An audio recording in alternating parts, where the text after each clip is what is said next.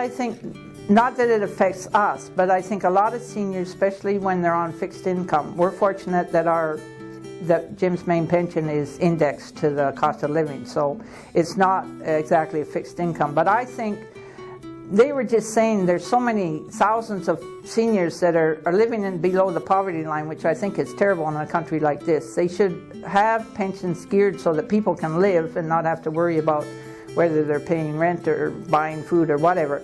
The second most important part for me, well, not personally for me again, but is medical help.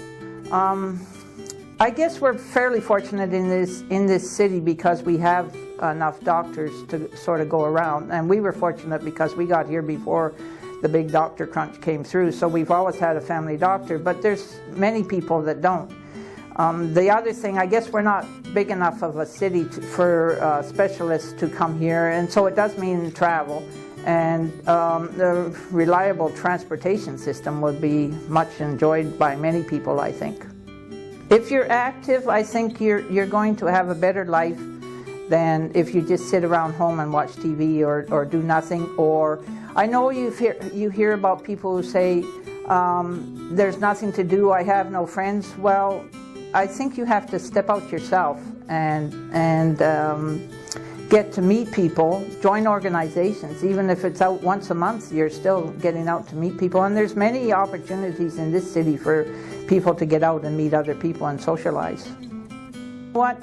We're losing our history. And when we lived for 21 years on Manitoulin Island, and the problem is you got multi-families there, but nobody's listening to the seniors. I think that's where the First Nations really are doing a good job, because they're listening to their elders and the history. And if we can get the younger people meeting with the older people, I think it's a great thing, because you're passing on knowledge that has been gained through a lifetime.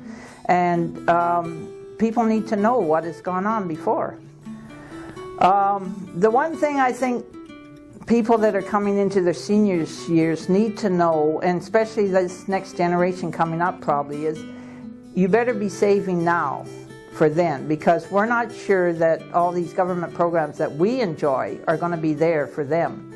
I think of my own children, my boys, they're growing a family right now, but what happens when they retire? The other thing is, I always think if you can keep active and you keep, whether you're into various kinds of sports or whether you're into various kinds of social organizations, if you keep active, you're going to keep your health in much better shape than if you just sit around and do nothing.